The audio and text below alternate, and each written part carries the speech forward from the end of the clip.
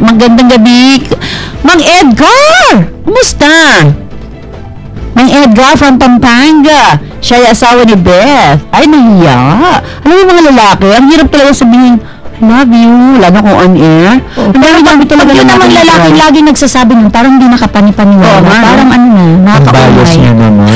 Uy, talaga, bakit? Ang hirap kaya sabihin, I love you, I'm sorry. Kasi naman, pag ang lalaki, pinagtrabaho ka, binigyan ka lahat ng kailangan mo, yung ang I love you namin. Oo. Pero syempre kami mga babae, gusto pa nga namin na kinikiliti kami pagka binubulungan ka ng I love you na napaka-hard plastic. Hindi, malalaman na I love you nga, tapos meron siyang number 2 sa Pilipinas. Parang hindi naman sabi niya, I love you, magkano padala mo?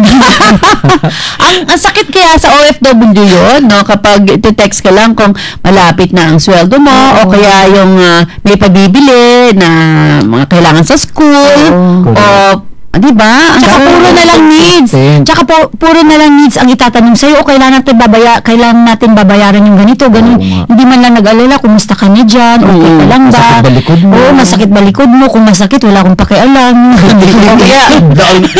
Sa totoo lang, di ba sa Taiwan, mga ba magpa-manicure? Oo, mahal. Kung i-compare mo talaga, ikaw na magkut-kut ng kuko mo. Kasi napansin ko, mahal na. Ay, nasa lang na si Mang Edgar. Mang Edgar, magandang gabi. Magandang gabi po. Hi, si Lou Medina. Mang Edgar. Nakikinig kayo si Beth Bartolo. Kumusta po? Mabuti. Meron ka bang message kay Beth Bartolo? Yung kasi malapit ng Valentine's Day. Kaya nga, advance happy Valentine. Talaga? Okay na yung, Talaga yung tawag niya, sweetheart? Red. Red lang. Ang maniwala ng mga ano. Red. Hindi nga. Akala ko babe. O sige. Okay, mahal. Mama, papa. Hindi po. Start lang po. Kailan po kayo huli nagkita ni Beth? Kailan siya huli? 2 years na po. So 2 years nang nangungulila si Mang Edgar. Mang Edgar, marunong ka mag-Skype? Nakakausap mo siya? Nag-i-email ba kayo o Facebook? Sa ano po, sa Facebook po. Wow! Marunong na siya mag-Facebook si Mang Edgar. Araw-araw, I love you nga kayong dalawa. Alam niyo si Beth, nakita ko sa Facebook. Ano mag-ayos parang kabataan ko na medyo maliban-liban na suot. She's so pretty, tsaka she's so cool. Yung mga suot niya. Tsaka masarap siya magluto ng birthday niya. Kapampangan siya. Ay, Mang Edgar, kapampangan po ako. Wow! Opo. Nikita na po kanita.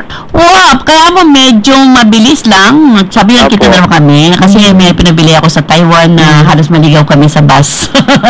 Hindi ko siya makita. Mang Edgar, mahirap ba maging husband ng isang OFW? Siyempre po, mahirap po. Pero para sa mga bata, siyempre kakayanin. Sige na. Para sa future, wala naman ako. Sige, Mang Edgar, anong mensahe niyo ngayong malapit ng Valentine's Day? Paano niyo na-express ang yung love kay Beth habang siya ay nasa abroad at alam ko, hindi siya nahihirapan doon dahil mabait ang kanyang mga amo. Po. Alis. Araw-araw, gabi-gabi, nagtatawagan naman po kami. Walang bayad.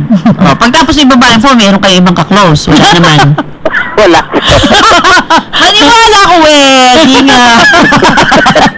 Parang duda na nga yung silog sa mga lalaki. Parang ako na maniwala.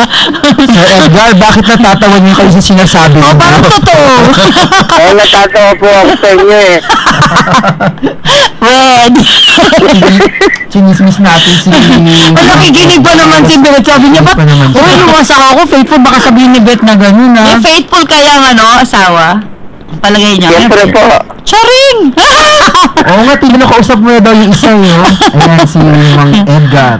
Okay, alam nyo, ito yung awitin na gustong parinig ko kay Beth habang kausap natin si Mang Edgar. Sige, habang piniplay po natin to sa background, bigyan nyo po yung magandang mensahe para sa inyong misis na si Beth Bartolo.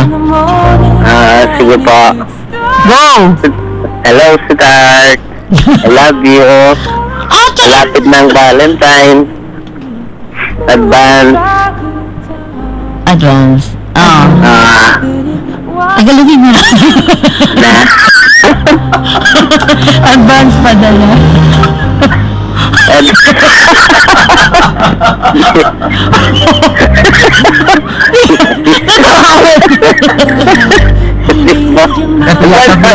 Masayang pagbati na makatanggap niyo. Padala daw. Nagbibiro joke lang mga Edgar, joke lang ha.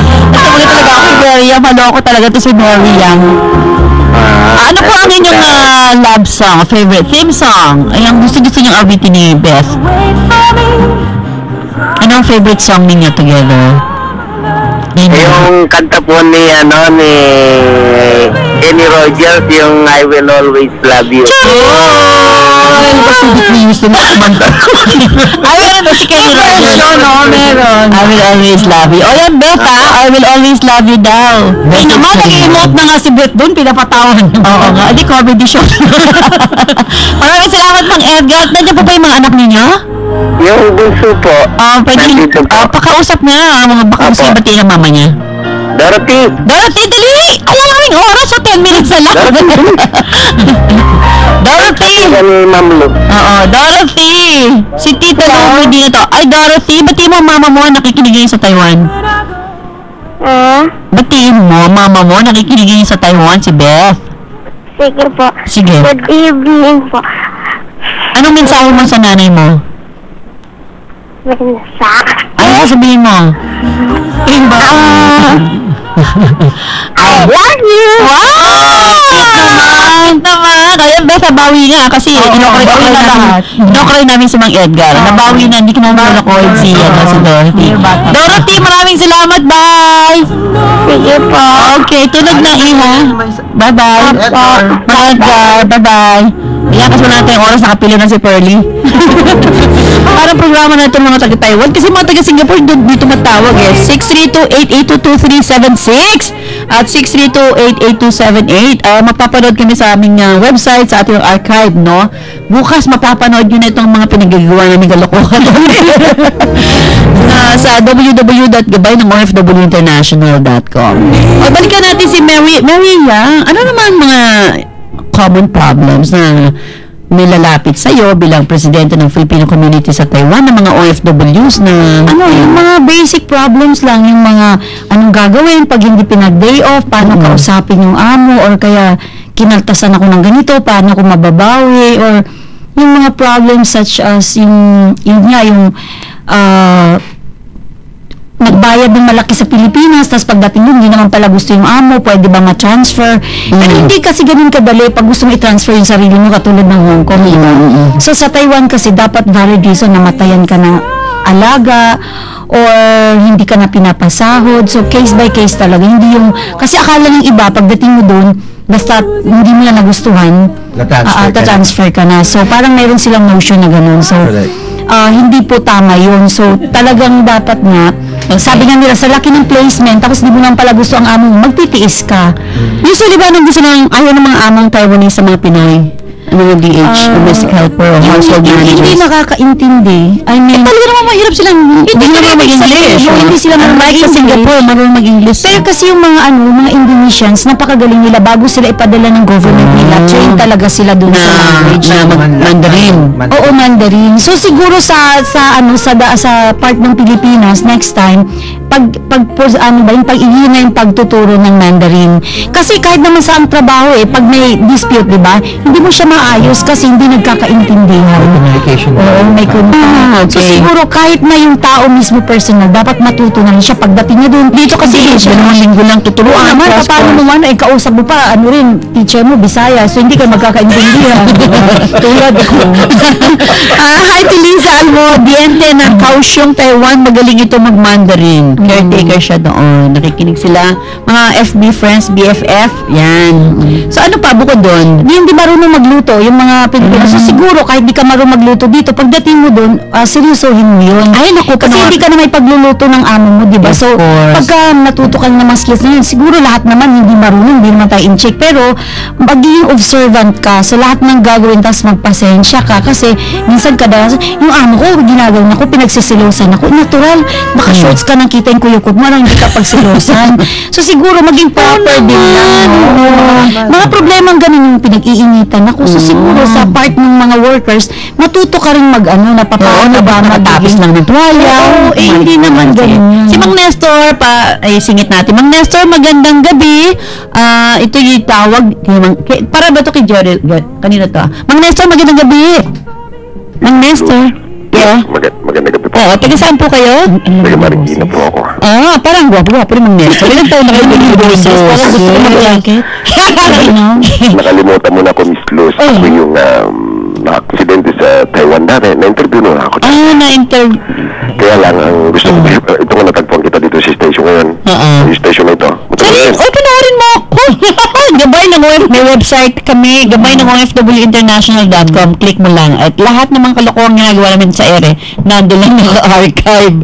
Napasaya namin yung mga OFW. Kaya nga ako napatawag na lang sa ninyo. Of course! Hindi halata may problema. Bawal malungkot.